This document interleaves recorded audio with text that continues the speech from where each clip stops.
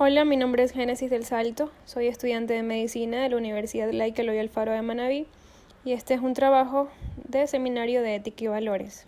Los seres humanos, al igual que muchos otros seres vivos, particularmente los mamíferos, nacemos con la capacidad de tener emociones, es decir, estamos compuestos de muchas emociones, como tristeza, alegría, miedo, ira, aversión y sorpresa.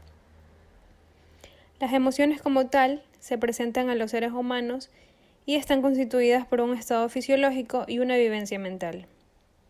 Los seres humanos, al igual que muchos otros seres vivos, nacemos con capacidad de tener emociones. Entre estas emociones existen las básicas, como por ejemplo la tristeza, alegría, miedo, ira, aversión y sorpresa, que son las más comunes representadas por los seres humanos. Las emociones tal como se presentan a los seres humanos están constituidas por un estado fisiológico y una vivencia mental. Los seres humanos, al igual que muchos otros seres vivos, nacemos con capacidad de tener emociones. Entre estas emociones existen las básicas, como por ejemplo la tristeza, alegría, miedo, ira, aversión y sorpresa, que son las más comunes representadas por los seres humanos. Las emociones tal como se presentan a los seres humanos están constituidas por un estado fisiológico y una vivencia mental. Se suele hacer una diferencia entre emoción y sentimiento. Se considera la emoción como lo más elemental. Tenemos la reacción fisiológica, que está dado por una vivencia que suele ser intensa, pero breve. El sentimiento, como derivado de la emoción, es un estado emocional que es más a largo plazo y con vivencias más duraderas y complejas. Ante una situación problemática o de conflicto o de cualquier tipo, lo normal es que nuestro organismo dispare una respuesta emocional en nuestra conducta, ya sea en busca de algo que queremos o en rechazo de algo que no deseamos. El mecanismo de las emociones básicas está ahí, en nuestro organismo, genéticamente programado. Es como un recurso importantísimo para relacionarnos con el medio ambiente o con nuestro entorno. El ser humano además tiene conciencia e intencionalidad. Es decir, nuestro cerebro complejo abarca en su memoria un montón de vivencias que no son sino recuerdos de hechos, objetos, personas y emociones, sentimientos asociados a hechos, objetos o personas. No solo recordamos, también anticipamos o predecimos lo que nos puede ocurrir. La conciencia va unida también a lo que se llama autoconciencia. Para darse cuenta de que a uno le está ocurriendo algo, hace falta de que uno se identifique como un individuo particular con una historia. Por tanto, darse cuenta de lo que a uno le pasa y darse cuenta de uno mismo, a eso se llama conciencia y autoconciencia.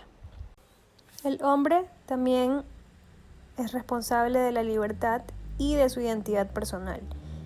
Hemos hablado de intencionalidad y nos vamos a centrar ahora en el sentido más común de intencionalidad, la que se refiere a los actos. Una característica permanente de nuestra vida es la de encontrarnos frecuentemente con opciones diversas para elegir. Por ello, albergamos intenciones de elegir unas opciones y otras no.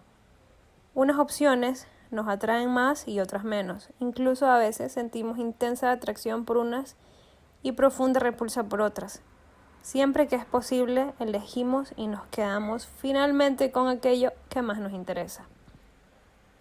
Pues bien, cuando motivados por nuestras emociones, tomamos conciencia de nuestros deseos y aversiones y razonando, nos representamos nuestras intenciones e intentamos elegir entre unos actos u otros, decimos que estamos empleando nuestra voluntad.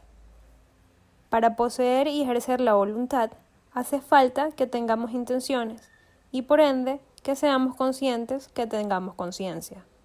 Nuestra mente opera analizando las posibilidades, viendo sus pros y sus contras.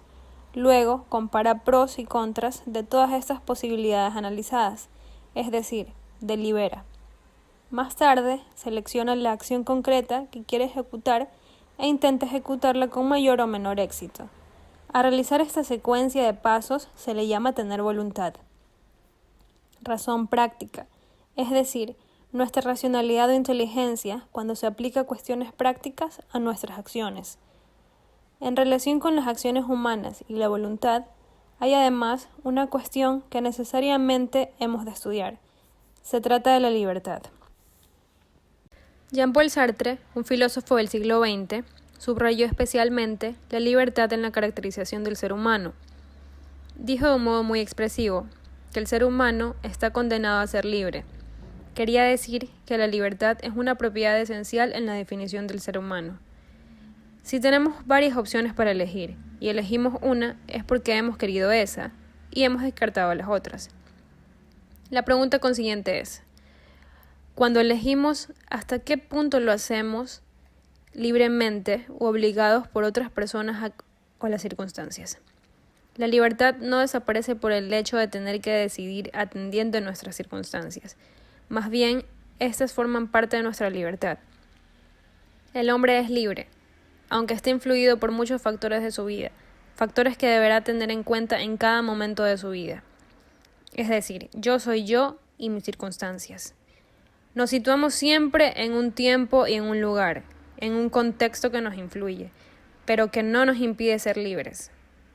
En suma, la libertad es una propiedad de la voluntad humana. Se puede definir como la independencia de nuestra voluntad para elegir aquello que nos interesa.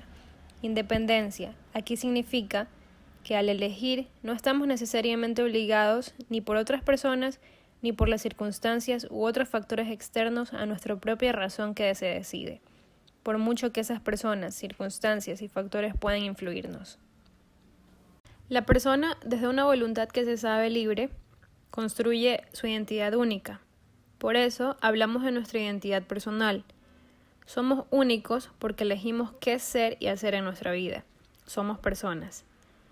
Podemos además, desde nuestra libertad, dar respuesta a la pregunta de que por qué elegimos una u otra acción. A ello se le llama hacerse responsable o tener responsabilidad, razonar o explicar qué nos lleva a tomar cada una de nuestras decisiones. De las personas se espera que sean responsables de sus actos. El término responsabilidad también es primordial en la ética. Todo problema que se le plantea al ser humano tiene una vertiente grupal, dado que el ser humano es un ser social. No podría ser de otro modo, pues nuestro yo, nuestra conciencia, se forma en un proceso de socialización. Y en este proceso adoptamos destrezas y conocimientos e interrelación con los demás. Entonces, podemos decir que el hombre tiene inteligencia emocional. Es decir, el hombre tiene capacidad de autoconocimiento, de saber cuáles son tus puntos positivos y tus debilidades. Tiene la capacidad de autocontrol, de no dejarse arrastrar irreflexivamente por los primeros impulsos. Tiene la capacidad de empatía, de tener en cuenta a los demás. Y tiene una capacidad de gestión social, que es la de utilizar recursos de comunicación y de colaboración con los demás. Espero que les haya gustado este video y muchas gracias. Adiós.